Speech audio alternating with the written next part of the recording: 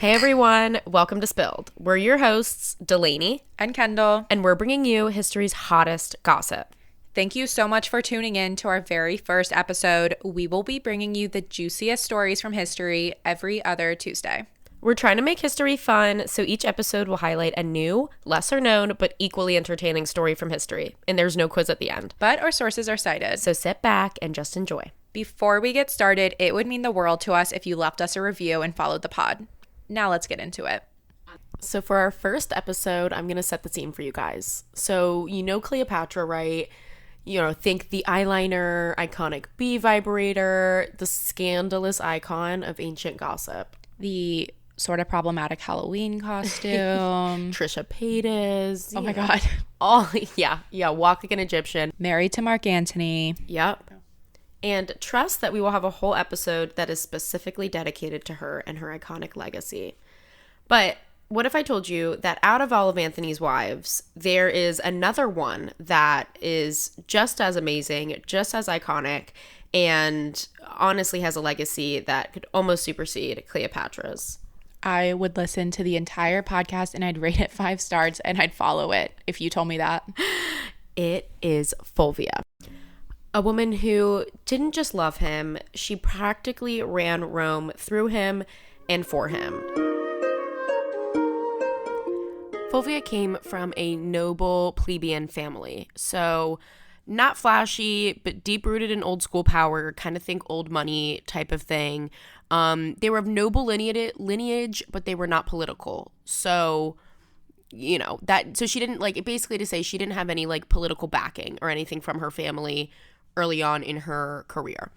So not only was her family, noble, but they were also really wealthy. So Cicero even called her Locuplies, which basically means it's Roman slang for wealthy AF. Where you have to remember that for later. Yes, 100%. And she was an only child, which kind of hints to the fact that she likely inherited everything. So with this inheritance came a sizable dowry. So we can just imagine she had a fair share of suitors lining up at her door for her hand in marriage. And so there were 3 husbands in Fulvia's lifetime. The first was Claudius, second was Curio, and the last is our favorite Marc Antony. So let's talk about her first husband, Claudius Pulcher. Bad boy politician. Hot. It was hot. Honestly, Fulvia was his ride or die, and that can be said either way. A lot of sources will say she traveled with him everywhere. Some will say he traveled with her everywhere. It's kind of up to you. He said, she said. Right. Whatever narrative you want to believe there. I like to think he traveled everywhere with her. Right. Knowing her personality as well as I do at this point. Okay. Sad thing is Claudius was murdered. Yeah, it's classic Roman politics, guys. Hot, messy, kind of like him, right? Morning game, though. The morning game apparently was Oscar worthy. That's morning, M-O-U-R, everyone. Yeah. So we're talking post-death, veil, tears. Tears, Oscar-winning She's tears. wailing. Miss Ray. Seriously, though, I mean, all sources specifically talk about how disheveled and broken she was after his murder. Maybe she really loved him. I think she did, to be honest, because after that, she goes to Curio. Okay, hot, rebellious energy. I'm so sorry, but the literal only thing that comes to mind when you say Curio is the zaddy in the Curio shop in Webkins who told me that I got slate over and over and over. Curio shop. Hope you find what you're looking for. Literally that, the OG zaddy. All I wanted was that rainbow W. If people knew, oh my God, and we never got it. Wow, you just took me back. Okay, well, Curio, not from the Curio shop. Hot, rebellious, loved it, okay? She's got a type. She's got a type. She really does, okay? This marriage, however, was short but very strategic. This was on Fulvia's agenda, okay? She moved really fast after Claudius, so we kind of can speculate she didn't care much about Curio, to be honest with you. So she was with Curio for a few years, then sadly him too.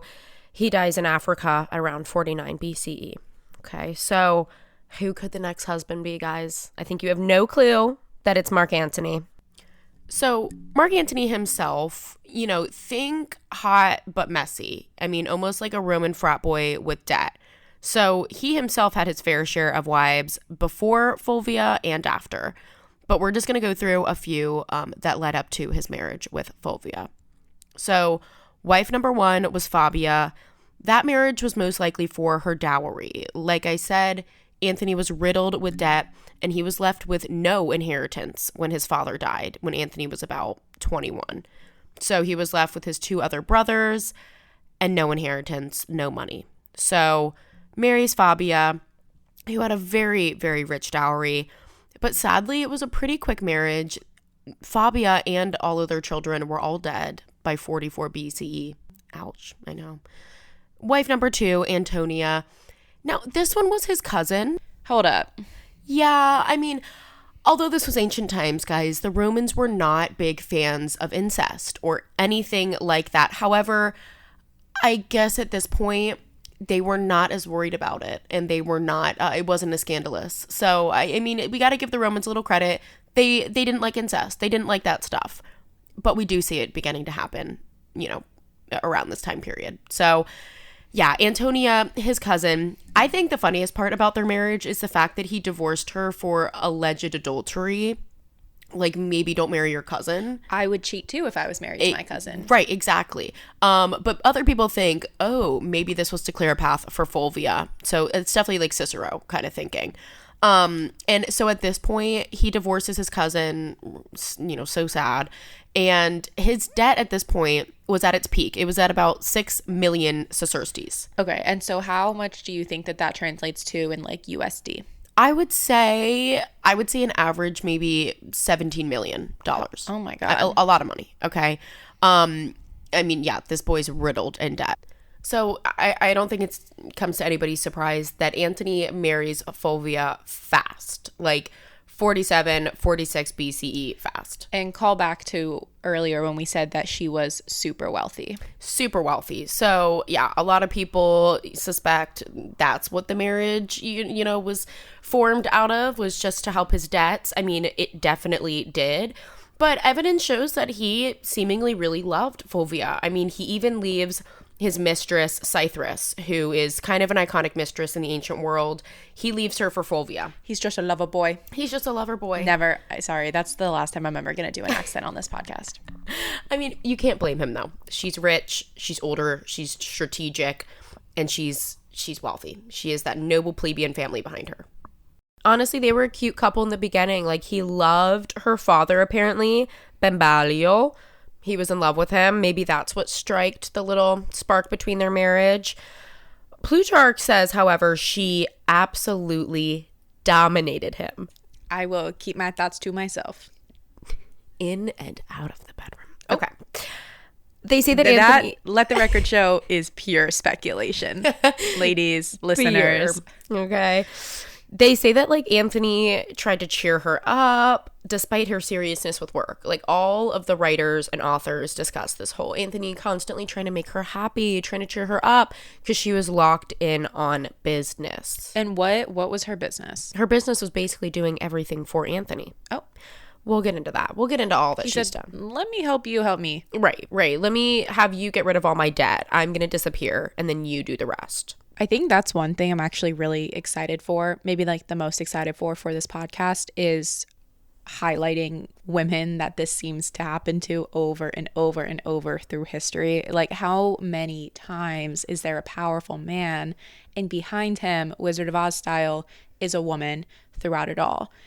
There's so many names coming to my head right now, and I feel like it's honestly going to be the backbone of this podcast a little bit, is like peeling back that, what's the Wizard of Oz, that big mask, yeah, and highlighting those people. And to be clear, like, they won't all be women, and they won't all look the same or have the same role necessarily, and like not necessarily all wives, but I don't know. I just think that this is more people need to know. By the way, this is a great time to make any requests in the comments for any specific people that you feel like have been written out of history, who have been behind the scenes, that you would like us to talk about, because we're 100% here for it, we promise you.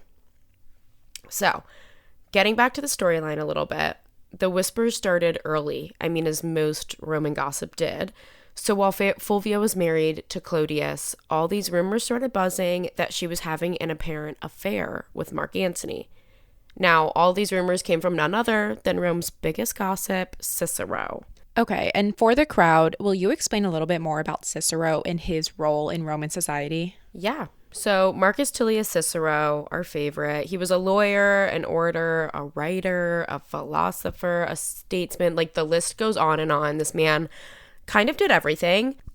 He's super well known for his public speaking skills. I think most, if not all of our presidents have used some line, some quote from Cicero in all of their inaugural speeches. That's a fun fact. So his words have traveled far and wide. He was swaying Senate debates, influencing public opinion. And I would say my personal favorite part is he was just a gossip. I mean, that man loved to gossip. Pen to paper all day, every day. I don't know how he had these other side careers because the writings that we have from him are seemingly endless. Deeply ambitious. He was an idealist. His legacy has just continued him. So very, very big, player in the Roman politic game for sure. And so at this point, you're saying now that this Lady Whistledown of ancient Rome, not to diminish all of the actual contributions he had, even still, but anyway, he was gossiping about Fulvia and Marc Antony at this point, right? Yeah, and so this is during her marriage to Clodius, so kind of a big no-no again. And so, like, what in this day and age is constituting an affair?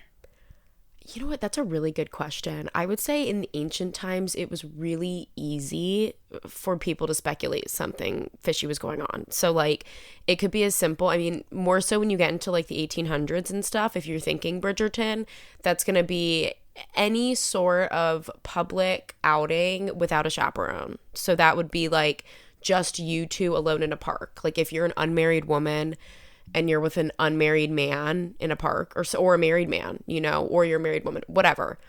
I would say anything like that. Any sort of like, if you're married and you're a woman in that time, the only man that you should really be seen publicly with should be your husband. So I would say if they've any sneaking around, any public outings, anything like that. Well, I have certainly fallen in love over less. Right? I know. Maybe not love. Let's not get too crazy. I have definitely developed multiple crushes over less. Well, and I think we can assume she loved Claudius, like based off of the way, again, the morning game post-death was pretty incredible, pretty well noted. But clearly there was a little spark between her and Marc Antony. Even if there was no affair, again, all speculation, and especially when it comes to Cicero, just because he wrote a lot doesn't mean it was all credible. Again, important. The man was a gossip, so we have to keep that in mind. But I mean, the timing was suspicious, I'll admit. Antony and Fulvia were deep in the same political circles. They were both ambitious. They were both powerful, and so soon enough, very shortly after Clodius died, they were married. So it kind of confirmed that speculation that there was something going on prior to their marriage. So, okay, we've done her whole messy love life now. We've gone into Antony's beginning. We've talked about her husbands. We've talked about the messy, the gossip, the beautiful, the sad. Now let's actually get into like her true legacy. That's kind of what this episode is about. We're diving into the life of Fulvia, and we're highlighting just her impact, these stories that have been untold for so long. So to pick back up kind of where we left off in the beginning, Antony leaves for these military campaigns. So where was he off to? Like, give us context in the world. Like, what is going on geopolitically right now? Marc Antony was like deeply involved in militarily, politically, and personally with Caesar at this point. So he was on campaigns in the East. That would be kind of, I don't know, think Greece, Asia Minor, modern Turkey, Syria, Egypt. And so at this point, he was trying to raise money for troops, establish his power, secure the loyalty. And so during this time... And so, sorry to interrupt, but it feels really common in this time period that the men would leave and the women are just expected to kind of like sit on their thumbs, twiddle their fingers, do whatever arts and crafts was popular at the time. Right. Go to the market, that type of thing. Tend to the children. Yeah. Oh, true. Right. Mother.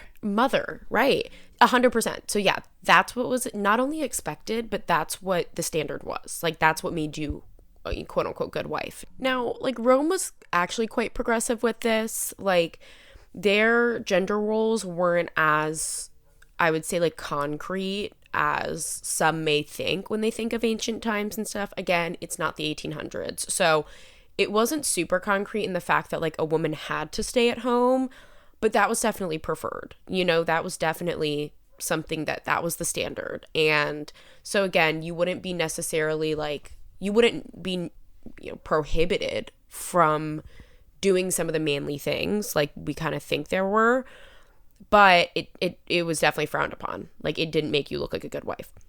So yeah, that's what everyone expected her to do when Antony leaves for these military campaigns shortly after their marriage, but she didn't. Like, my girl picked up her bags and decided to run the city. I mean, she wasn't just like a politician's wife, she was the one pulling the strings.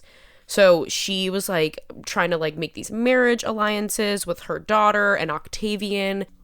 Now, gentle reminder, when I say Octavian, if you hear that name a lot, for my friends out there who aren't Roman history buffs, Octavian later changes his name to Augustus, you know, first emperor of Rome. So Augustus, last name Caesar. Right. You know, again, we'll probably have more episodes on Rome and going into all of that, just so people aren't confused. Augustus was actually the adopted, quote unquote, like, adopted son or adopted nephew of Caesar. So he was not related to Caesar by blood necessarily, but Caesar, like, quote unquote, adopted him, which was kind of it was a Roman thing. Like, a lot of Romans would adopt people into their families and they would take their names. So that's what happened with that. That's why Augustus's last name is Caesar, not necessarily related to him, but by name. So anyway, she was working with some big people. She was working with the first emperor of Rome. So she turned her family into a political weapon. I mean, she's matching her daughter up with Octavian. She's, you know, just being not only a social, strategist, but this is also political at this time. So another thing I think I just love about her personality that people talk about is that she treated nobody with special favors. Like, there was no nice guy, you know, like, she was honestly a badass. Like, there's a story of, like, these women seeking refuge and she shut the door. She's like, I don't care that you're women. Like, that's not a big thing to me. Like, is that maybe, like, the best part of her personality to highlight? No. But I think it goes to show one of the reasons we wanted to highlight her first. And it's like, she is not that meek, docile character that I think a lot of women just get kind of, like, whitewashed into in history. Yeah. Like, she has so much more to her, and then the power and all of the, like, personality she embodies as a woman, it is dimensional. I'm sure she had times as a gentle maternal mother, but then I'm sure she also had times where, yeah, like, maybe she didn't want to help refugees. Right. There are many stances on that, as we know today. I love it. She, like, counters femininity, but also, like, kind of defines it in her own way, which I find really, really forward. And I don't know, I think it's something that we could use more of current day, more people like her. So again, she's ruling Rome, seriously, like, socially, politically, almost militarily at this point. Then comes the Perusian War. And Fulvia was not about to sit this out, guys. Trust me. What's funny is a lot of sources will actually they credit her with starting the war. They love to blame women. Right. Why? And like, they don't blame her with the beginning of the war, but they definitely credit her with starting some of the tensions. And I think it was due to her bold, unapologetic personality. She kind of went out ball swinging. Cry me a river. If I had a nickel for every man that cried war when a woman stood up for herself or did anything remotely powerful. Ugh. Oh, and so yeah, they all love to write about it. So like Dio Cassius is writing, Fulvia was the real power behind, so Lucius Antonius was her brother-in-law. Okay, so he was a main. Who was he? Right, big player. During the Perusian War. Now, he was a consul at the time. Consul. And so that is, like, within their government. Yeah, like, right. what's the modern equivalent? You know what? Honestly, maybe, like, vice president type thing. This is before they had emperors. So it was emperor, essentially. It was kind of like the highest leading office that you could have at that time. So he was basically, he was in charge. Now, let's go back to that quote where Dio Cassius says that the real power behind Lucius Antonius was Fulvia. So therefore the main power behind the consul of Rome was Fulvia. Hello, everyone. Popping in with a little disclaimer. This is our first time. We messed up the mics. In fact, we didn't even know there was a right and wrong place to speak into. So this next clip we thought was really good conversation. We didn't want to delete it. We're going to try to edit it and post, but please bear with us. Okay, so mind you, Antony's not even there. Antony's gone. He's like still in the East. He's military campaigning. Classic. I mean, I'm sure he was busy, but like what man isn't busy? But like, come on. Come on. Like, seriously. So while the textbooks will tell you Antony is there running Rome, wrongo. Fulvia is fully... We're laughing because she said wrongo. If you guys know the Grinch. Wrong again. I'm obsessed with it. I will probably quote the Grinch in every episode, so I'm sorry. Fulvia was managing the Roman state as the de facto ruler of Rome. Okay, a woman, de facto ruler of Rome. It's kind of crazy. Absolutely nothing was happening without her approval. So that is like something we hear multiple times in multiple different sources, that nothing got pushed through, nothing got passed, genuinely nothing happened without her word of approval. This kind of leaves you to think why. Like, tonally, do you think that was used? Like, obviously it was written down, and I don't often think about ancient or even some modern men like crediting women too much. So the fact that it was written and documented says a lot. Yeah, and like I'm curious tonally if you think that was a slight to her husband or a credit to her, because I think for a lot of people, unfortunately, it might be both things at once. Yeah. Honestly, kind of like we said in the very beginning of this episode, a lot of the history that we have about Antony comes from his enemies. So 100%, it totally could be like all the bold writings that we have about her dominating Antony, about her taking control while he's gone, about her doing his job, could 100% just be plots. And honestly, kind of knowing Cicero and the way he wrote and the way he gossiped, his agenda could have totally been just that. To discredit Antony. Interesting. Yeah. Which is something he did a lot. Like he never liked Antony. It's been well known. So, okay, she's on the battlefield. Yeah. And so not only is she on the battlefield, again, a Roman woman, she's on the battlefield. She's showed up wearing armor, which so many sources love to laugh about. Wait, hold on. I'm laughing because you had to get that custom fitted. So she had a plan. Yes. She shows up to the battlefield on a high horse wearing female armor built to her. And not only this, she's leading troops because she personally raised 9 legions. Oh my God. To follow her. Okay? And all of this she did explicitly in Antony's name. Like a good wife, right? Like she actually gives this whole speech. I like this bitch. I know. She stood before the soldiers and she reminded them who got them their land. And she reminded them that it was not Octavian. It was not who we now know as Augustus, but it was Antony and herself. So she was letting these soldiers know these were Antony's men who pledged to follow her, who at that point politics were swaying. It was like, who do I want to stand by? Augustus, aka probably the next leader of Rome, or Antony? Who would I rather stand by in this? And at this point, I think she helped sway people to stand by Antony. Okay, and so for context, this really sounds like her at the peak, right, of her lifetime. Honestly, yeah. Like she had a few peaks in her life. If you look at the timeline of her political career, her military career, all of that. But at this point, some could definitely argue that this is her peak of her power. How old is she at this point? She's like nearing her late 40s at this point. So yeah, from what we know, she marries Antony in her early 40s. It was like 38, 39. And so by now she's in her mid 40s. And so she is still, a battling woman. If we also just an added point think, she's probably beginning to go through menopause, or at least some point in this. Like, things are changing. She's a woman. And so this wasn't an easy feat, she wasn't in her 20s anymore. What happened to women with that much power in Rome?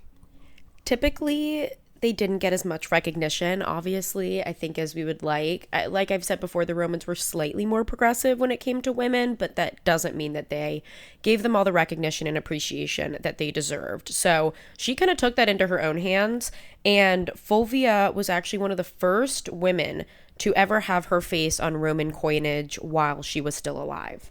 That feels like a massive deal. It's big. It's a really big deal. And it also showed that Antony was in support of her and that the government was in support of her. So that was also, I mean, even showed her influence even more so. And especially during a time that she's ruling for Antony, there was a lot of speculation of, you know, their marriage or of things going on between them. And so this kind of discredits that, to be like, no, Antony did support her and she was getting that recognition she deserved.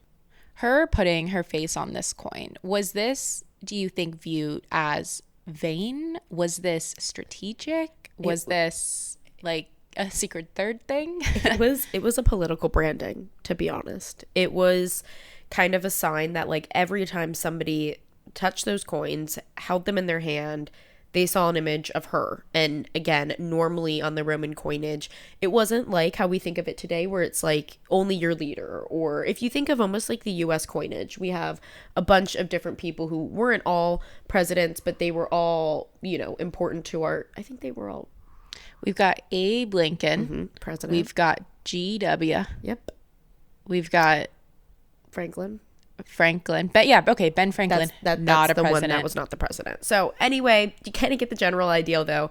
You don't get put on a coin easily, and that was not the case, or that was the case in the Roman world. You know, they did not just put people on a coin for no reason. So that was a huge deal, and again, that kind of does emulate the peak and the height of her influence politically and militarily. It also feels like everyone being okay with her having a lasting legacy. Like, Right. Obviously those coins are going to outlast her, and they have. And so it seems like a nod of like, okay, you're going to get a legacy. Right. I think it's also important too, just to draw it back to the original kind of story we always hear about Cleopatra and Marc Antony, and we think of her influence and her standing and her legacy. And we don't want to discount that at all here by, you know, uplifting Fulvia. We are not pitting women against each other. No, we are not. And so a rising tide. Rising tide raises all ships. Yes, exactly. So that's what we're here to do. But and it's a full moon, baby. Yep. Sorry. Like, start your engines. I will see myself out. I mean, it's an exciting thing to do, to really be able to highlight these women. But I do think, kind of back to that point, it's very important, I think, that Fulvia's name gets brought up more and that her legacy gets to be appreciated, because she was not just his wife. She was not just one of Antony's wives. Same as we can see Cleopatra as not just one of his wives, or, you know, not just one of these women that was tied to a strong Roman man. You know, these women dominated the men and dominated these empires themselves. So they definitely have some due credit. So during this time, though, her power was a dangerous thing. We said that Rome is okay with women being in power. I didn't say that they were comfortable with it. So it was very dangerous to be a powerful woman in Rome. It was dangerous to be powerful, period, in Rome, as we've seen. So during this time, Antony's growing more distant. Although, again, I said he was in support of her somewhat at this time, it got worse. As her decision started to sway, more tensions grew between the two of them. And I do also want to remind you, at this time, Fulvia was working alongside Marc Antony's brother, Lucius Antonius, during the Persian War. So he's not really liking this whole thing. He wasn't very close with his brother, and so a lot of these tensions followed that. So, you know, Antony returns for a short period of time. She follows him into battle. She lobbies senators to support him. Because again, at this time, there is this big political question of who's going to be the next ruler. Right. And it's not only ruler, but yeah, it's God almost in that sense, you know. Interesting. You know, to the Romans, again, we know that they did not see their leaders as quote unquote divine, like if we think of like the Egyptians. But yeah, this was definitely, and it was a big change. It was the first time that we would have an emperor sitting on the throne. Very, very high tensions. And so she was going around doing everything that Antony's career needed to succeed. So she is, lobbying these senators. She even secures an interest-free loan to cover his still mounting debts. So we talked about those debts very early on in his life. They still followed in. And so it was actually... So she cleared his debts with the marriage, and then he incurred more debt. More debt. Okay. Just wanted to clarify that. Yeah, more debt. And keep in mind, it was her dowry that also originally paid off half of his original debt. So she really just, without him... Without her, he wouldn't have been able to have the career that he had at that point at all. Sounds familiar. And so no matter what she did, though, at this point, Antony sidelined her. So by the time he was back, it was, oh, I'm back. I can do this now. I don't need you anymore. And, does Fulvia sound like a woman that's going to take that lightly? No. I'm gonna speak for the crowd. Yeah. And say no. No. And so a lot of our sources say at this point she's being ignored, she's being disrespected, and for a woman who had, rose to a position of power so quickly and with such support, for someone to come and rip that power away from you, it wasn't a good feeling for her. And I think we would have liked to see her, rebel against him in this, but she sort of just, she retreated, and so she kind of sinks down and goes to Sicon. So at this point, she's in Greece. She meets up with Antony for a small period of time, and that is kind of where our big break off is. That's where, we kind of like to say their marriage somewhat ended. So it didn't end, legally, it didn't end in name, but this was kind of the last of Antony and Fulvia. This is the sad part. Sources will say that she died from a broken spirit.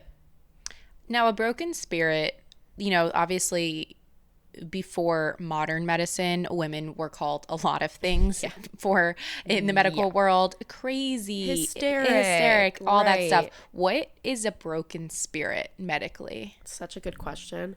I honestly think I would just say a big wave of depression. That would kind of be my guess. It's broken spirit, just a loss of all ambition, a loss of motivation, and abandonment. It sounds like a total abandonment. I think a lot of women know that feeling to have been working maybe without as much gratitude or recognition or thanks, and then all of a sudden replaced, be that someone comes back into the office and all of a sudden, they were out on mat leave, pat leave, whatever, they come back, they're like, okay, great, I got it. Or your partner comes back from whatever it might be. Takes your victory, kind of. Yeah, and it's like, great, I'll pick it up from here. And it's kind of like, wait a minute. What about me? What about me? I kind of liked doing this maybe, Yeah. What did I build? And then, especially I think when people build identities around that temporary success that they maybe didn't view so temporary, it can be hard when someone comes back very entitled to it. 100%. And I think that's a lot of what their marriage was. I think it was that back and forth of her stepping up when needed and excelling at it.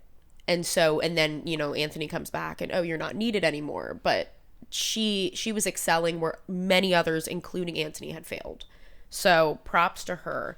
And it's kind of, there's no happy ending really to the story. And so she dies in Sicon, again, from this broken spirit, abandoned by the man that she had built so much for and had dedicated, a large portion of her life, her money, her legacy was tied and devoted to him. And so what did he do? So again, just to make the story a little bit more bitter, weeks later, Antony's remarried. Okay. So all right. You know what? I didn't want to be too anti-Antony and all this stuff. We're not men haters. Listen, that's not what this podcast is about. However, yeah, I don't love that. Yeah, he's remarried a few weeks later. And it's probably to pay off his debts again? Most likely. I mean, as we can tell, he couldn't stand without a woman behind him. And so whether that was for financial stability, political stability, or social, they say history repeats itself. And I think it's going to be very interesting throughout all of these podcast episodes how much we as to see the women, trends and how much women end up relating to these ancient figures. Yeah. Yeah. And again, not every episode's going to be about women. This is not a like fully only women's stories podcast, but part of what we're doing is uncovering hidden, unspoken stories, and disproportionately those are the female ones. Yeah. I mean, or the minority ones, even women included in that. 100%. I think like Fulvia's story is such a great example of just that. It's someone who's been, you know, somewhat written out. I mean, I've studied Roman history, like, I mean, I'd like to think inside and out, and just in my brief research discovered Fulvia. I never learned about her. I never, in all the college courses, in all of the seminars, the documentaries, whatever it was, no one has mentioned her name. Which is crazy because I am fully looking at your notes right now and cheating, but she wrote laws, she led armies. Like these are things when men do it, they're in the history books. Exactly. And so it's not just like, oh, she was in power. Like, no.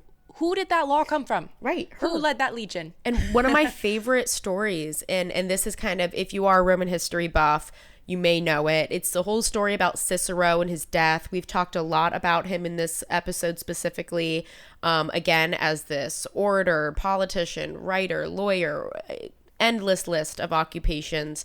But one of my favorite stories is the death of Cicero is a very, you know, it's a story told over and over again by many different people. And so he's killed by Augustus. His head is cut off. His hands are cut off. And that apparently is delivered to Marc Antony kind of as a favor. And that's because he was a gossip, right? Like it was like his hands were cut off because those were the power. Exactly. No, never mind. I thought I had a quote there for us. Well, no, but the pen is mightier than the sword. Exactly. And I'm not going to run out of idioms anytime soon. And his mouth, don't worry. You know, his mouth was pinned shut and all this stuff to kind of signify the death of the gossip, sort of. It was like, we've killed it. And that, again, apparently was delivered to Marc Antony. But wrong again are our historic records, because it was not delivered to just Antony. It was delivered to Fulvia. He was killed mainly because he had been talking all this shit about Fulvia. Interesting. All this shit about her in power, and all so of it. Tonally like we were talking about earlier, like it was a critique. Think he liked her, though, to be honest. You would honestly think Cicero, because I mean, we know he hated Marc Antony. So again, all of his efforts might have been just to diminish Antony by uplifting her. But I mean, yeah, he again described her as a dominant force to Antony. And, you know, as him constantly submitting to her will. Yeah, I mean, I can't think of a political campaign that would do well today if, regardless of what the generals were or what the marriage looked like, if the other person in the marriage was more dominant. So, to recap, Fulvia was not a footnote in Marc Antony's story. And I think we know that by now after, you know, nearing the end of this episode. And her legacy, it just stretches far and wide. I mean, she launched the careers of the three most powerful populars in Rome. Those were her past husbands. She was, you know, an unprecedented political operator in a system that was designed for men and designed to exclude women. And she surpassed that and, you know, looked at that in the eyes and said, you know, try me. She pushed laws, she shaped war, and she ruled when others fled. And I think that's the most, you know, important takeaway, is that while the other men ran, including her husband, she stayed and she stepped up. And so to the men of Rome, as Cicero would always put it, Fulvia was more fortunate for herself than for her husbands. And just quickly, for us plebeians, pun intended, what does that mean? It basically means that if you look back to all her husbands, again, the three most powerful populars in Roman history, she was both their doom and their fortune. She uplifted them, but she surpassed them. You know, she outshined them. I think a lot of men are afraid of that. 100%. And I think that's what Cicero was getting at. So to wrap up, we thought, so the idea of this podcast is it is a casual way to learn. It's entertainment first and foremost, but it's also educational. And so we thought it would be fun. I, if you haven't noticed, represent you guys in this podcast. I don't know the plebeians. I don't know as much as Delaney knows about history. And so the idea is I'm asking the questions that you guys might have. And I think it would be interesting to end every episode with what I like to call my dinner party takeaway. And a dinner party takeaway is, what is that one piece of information, that the one thing you remember from the podcast that you can use to sound a little bit smarter next time you're at a dinner party, you're on a first date, you're at the bar, you're mingling, you're talking to your boyfriend's parents? What's the one thing that you can kind of fall back on? And it's just that little like trivia knowledge that makes you feel like you learned something today. Okay, so Kendall, what is your dinner party takeaway? Okay, my dinner party takeaway, thank you so much for asking, lovely co-host Delaney, is I think it was really cool that Fulvia was the first woman ever on a coin, and I love that she... Roman coinage. Okay, sorry, Roman coinage. This is the important stuff. This is what I'm here for. I think it's really cool that she put herself there. Mm-hmm. Mm-hmm. I think it's bigger she put herself there, you know? I think that's kind of a cool part too. Like, the bigger take is that she was put on there while alive. So it wasn't like a tribute to her. She was actually basically acting ruler of Rome. So I think that's a perfect dinner party takeaway. Thank you. And thank you guys so much for listening. Oh my God, I can't believe it. You've listened to our first official whole podcast episode. That's crazy. If you made it to the end. If you made it to the end. Thank you. Thank you. If nothing else, thank you for sticking with us. We are going to be publishing every 2 weeks, every other Tuesday. And you guys will never be able to guess who our next episode is. Every week, trust me, guys, we're going to come out with something original. We're going to come out with something that you hopefully haven't heard about, or maybe we'll tell it in a way you haven't heard it told before. Yes. So please follow, give us 5 stars. I honestly need to look into the engagement stuff on podcasts, but do engage. Do whatever you're supposed to do engage with this podcast. It would help us a lot. I would absolutely love recommendations for people you guys would like to hear about, anyone that you've maybe briefly heard about or want to know about. I would love to hear comments on what you guys would like to hear about next. We'll see you in 2 weeks. Bye. Bye.